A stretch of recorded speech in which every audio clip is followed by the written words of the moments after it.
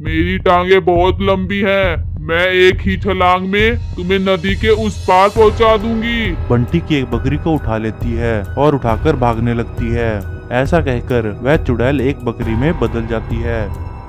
एक बार घने जंगल में बंटी गांव के एक जमींदार की बकरियां चरा रहा होता है। बकरियां चराते चराते वह एक पेड़ के नीचे बैठ जाता है। तभी वहां एक भयानक भूतिया लंबे पैर वाली चुड़ैल आ जाती है। उस चुड़ैल के बहुत लंबे लंबे पैर होते हैं और वह बंटी की एक बकरी को उठा लेती है और उठाकर भागने लगती है। बंटी उस लंबे पैर वाली चुड़ैल को देखकर बहुत घबरा जाता है और बोलता है, हे भगवान, इतने लंबे पैर वाली चुड़ैल मैंने तो आज तक नहीं देखी। यह तो मेरी बकरियों को उठाकर ले जा रही है। अब मैं घर कैसे जाऊंगा? वह जमींदार तो मुझे जान से मार देगा। ऐसा कहकर बंटी उस चुड़ैल के सामने जाता है और जोर जोर से रोने लगता है। हे चुड़ैल रानी, आप मेरी बकरियां छोड़ दीजिए, वरना वह जमींदार मुझे मार देगा।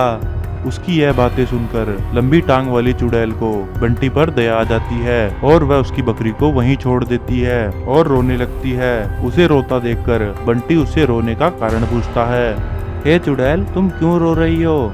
मैं एक गरीब लड़की हूँ। एक दुष्ट जादूगर ने मुझे उठा लिया और मुझे लंबे पैरों वाली चुड़ैल बनाकर मुझे अपना गुलाम बना लिया। मैं तुम्हारी बकरियां उसके लिए ही उठाकर ले जा रही हूँ। यह बताकर वह जोर जोर से रोने लगती है। बंटी बोलता है, तुम घबराओ मत, मैं तुम्हारी सहायता जरूर करूंगा। हमारे गांव में एक साधु बाबा रहते हैं, तुम मेरे साथ उनके पास चलो, वह कोई ना कोई उपाय जरूर बताएंगे। परंतु पहले मुझे जमींदार की ये बकरियां उसे देनी है। ठीक है बंटी, परंतु मैं तुम्हारे साथ बकरी बनकर चलूंगी।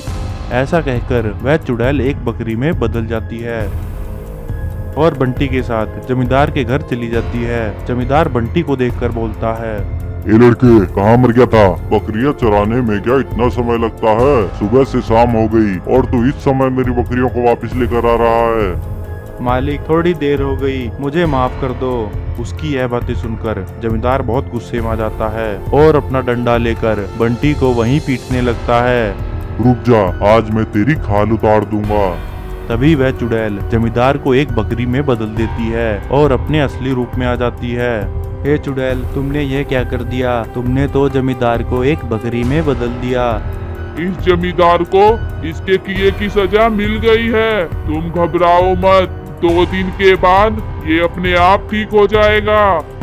उसकी यह बातें सुनकर बंटी मन ही मन खुश हो जाता है और उसे लेकर साधु बाबा के पास जाता है। चुड़ैल साधु बाबा को अपनी सारी बात बताती है। साधु बाबा बोलते हैं, सुनो बेटी, वह बहुत ही शक्तिशाली जादूगर है। उसे हराना आसान नहीं है। उसे हराने के लिए तुम्हें बहुत लंबी नदी पार करनी होगी और एक गुफा से जादुई तलवार उठाकर लानी होगी।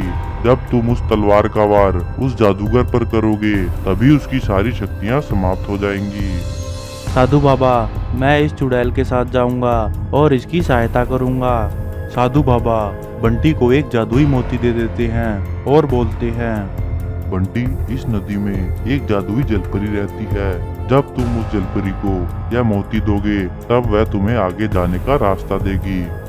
नदी के पास जाकर वह देखते हैं कि वह नदी तो बहुत लंबी है। बंटी चुड़ैल से बोलता है, हम इस नदी के पार कैसे जाएंगे? बंटी, मेरी टांगे बहुत लंबी हैं। मैं एक ही छलांग में तुम्हें नदी के उस पार पहुंचा दूंगी। जैसे ही वह नदी पार करने लगते हैं, तभी नदी से एक जलपरी बाहर आ जाती है और उनका रास्ता रोक लेती है। बंटी साधु बाबा का दिया हुआ मोती उस जलपरी को दे देते हैं और जलपरी उन्हें वह रास्ता पार करने देती है और वह एक गुफा में पहुंच जाते हैं, जहां उन्हें एक जादुई तलवार मिलती है। फिर चुड़ैल और बंटी वह तलवार लेकर उस जादूगर की गुफा में जाते हैं। जादूगर चुड़ैल से बोलता है, चुड़ैल, तू मेरे लिए शिकार लेकर आई है। हाँ जादूगर, मैं तुम्हारे लिए ये नर्म और मुलायम बच्चा लेकर आई हूँ।